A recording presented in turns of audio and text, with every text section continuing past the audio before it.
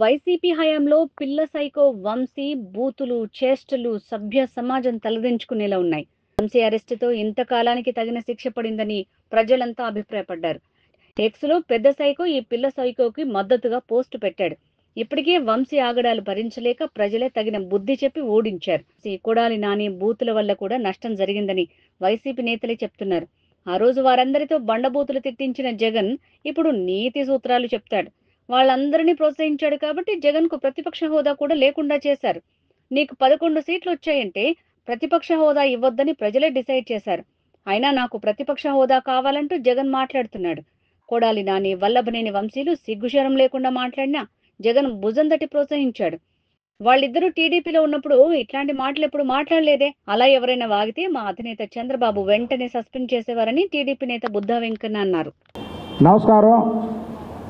రాష్ట్రంలో జరుగుతున్న పరిస్థితులు అందరికీ తెలుసు. ఏదైతే పిల్ల సైకో ఒక దళితుడని కూడా చూడకుండా అతన్ని బెదిరించి కిడ్నాప్ చేసి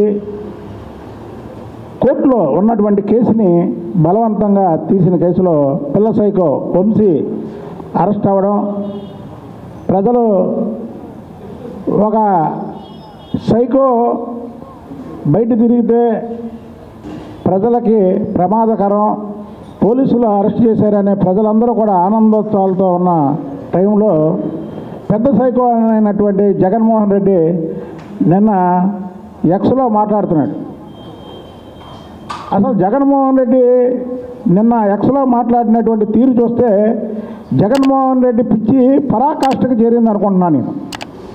ఎందుకంటే జగన్మోహన్ వంశీ అనే వ్యక్తి సంఘం అతన్ని బహిష్కరించింది. మీకు ఎప్పుడైతే భువనేశ్వరి గారి గురించి తప్పుడు మాటలు మాట్లాడాడో ఆ రోజు నుంచి అతన్ని ప్రజలు వెలివేశారు. అది నీకు తెలియదుగా. ఒక పని చేయి జగన్మోహన్ రెడ్డి, నీకు 175 సీట్లు ఇచ్చావు, 11 సీట్లు వచ్చినాయి అంటే 164 మంది ఓడిపోయినటువంటి ఎమ్మెల్యే క్యాండిడేట్లు ఉన్నారు. వాళ్ళని ఒక్కొక్కరిని పిలిచి వాళ్ళ దగ్గర నువ్వు అడుగు, ఈ వంశీ నాని గురించి పార్టీ ఎంత డ్యామేజ్. అసలు నీ దగ్గర ఉన్నటువంటి ఎమ్మెల్యేలు నీ పార్టీలో ఫస్ట్ నుంచి ఉన్నటువంటి వాళ్ళే ఈ కొడాలి నాని వంశీ వల్ల కొద్దిగా ఓడిపోయామని వాళ్ళు చెప్తుంటే నువ్వు ఇంకా ఎక్స్లో మాట్లాడుతున్నావు అంటే వంశీ గురించి నీ పిచ్చి ఇక పరాకాష్ఠకి చేరింది. ఇక దీన్ని బట్టి ఇవాళ నాకు ప్రతిపక్ష సీటు ఇవ్వండి, ప్రతిపక్ష హోదా ఇవ్వండి, ఇస్తేనే అసెంబ్లీకి వస్తానన్నావు. నాకు తెలిసి అవగాహనలో వంశీ అనేవాడు భువనేశ్వరి గారి గురించి ఎప్పుడైతే మాట్లాడాడో వాడిని నువ్వు ఇంటికి వెళ్ళి నాలుక కోస్తుంటే నీకు ఇవాళ ప్రతిపక్ష హోదా వచ్చే ఉండేదేమో. అది నా పర్సనల్ ఒపీనియన్. ప్రతిపక్ష హోదా వచ్చి ఉండేదేమో. నువ్వు అలా చేయకుండా ఎంకరేజ్ చేయడమే కాకుండా మళ్ళీ అసెంబ్లీలో నీ చెంచాలను పెట్టుకొని చంద్రబాబు నాయుడు గారి దగ్గర చంద్రబాబు నాయుడు గారు ఉండగానే ఆమె గురించి మాట్లాడినటువంటి మాటలు ఏవైతే ఉన్నాయో ఈరోజు నీకు 11 సీట్లు రావడానికి కారణం నీకు ఇంట్లో వాళ్ళ గురించి విలువలో తెలీదు. ఇదే వంశీ, ఇదే నాని, వీళ్ళు మంచోళ్ళని చెప్పను నేను, వీళ్ళు సైకోలు. నిన్న అంబటి రాంబాబు ఒక ప్రెస్ మీట్లో చెప్తున్నాడు, వంశీ నాని తెలుగుదేశం వాళ్ళు అని. ఓకే, తెలుగుదేశం పార్టీ వాళ్ళకి భిక్ష పెట్టింది. మరి ఈ సైకోలు తెలుగుదేశం పార్టీలో ఉన్నప్పుడు ఈ మాటలు మాట్లాడలేదే.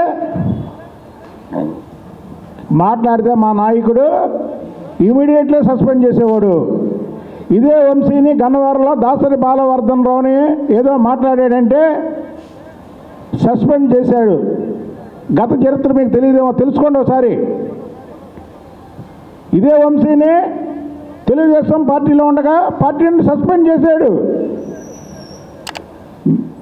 అలాంటిది లేకుండా ఈ పిల్ల సైకోకి ఎప్పుడైతే నువ్వు మళ్ళీ మద్దతు ఇచ్చావో నీకు 11 సీట్లు ఇచ్చినటువంటి ప్రజలు కూడా నిన్ను అసహించుకుంటున్నారు. ఇలాంటి వాడిగా ఇక్కడ 11 సీట్లు గెలిచావని. వంశీది ఒక నీచమైన చరిత్ర. ఇదే కొడాలి నాని వంశీ ఎందుకు ఆ తెలుగుదేశం పార్టీలో ఉన్నప్పుడు నీ మీద ఎందుకు ఇలా మాట్లాడలేదు? చంద్రబాబు నాయుడు గారు ఎంకరేజ్ చేయరు దీన్ని. నువ్వు ఇవాళ రెడ్ బుక్ రాజ్యాంగం అంటున్నావు. నీలాగా పిరికి పొందడం కాదు మేము. రెడ్ బుక్ తీసింది ఎక్కడ తీశాడు? లోకేష్ బాబు గారు గన్నవరంలో తీశాడు.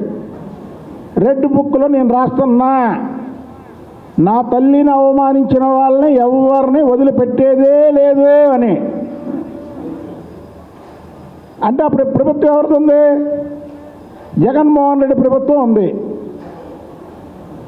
మీకు దమ్ముంటే ఆ రోజు అరెస్ట్ చేయొచ్చుగా.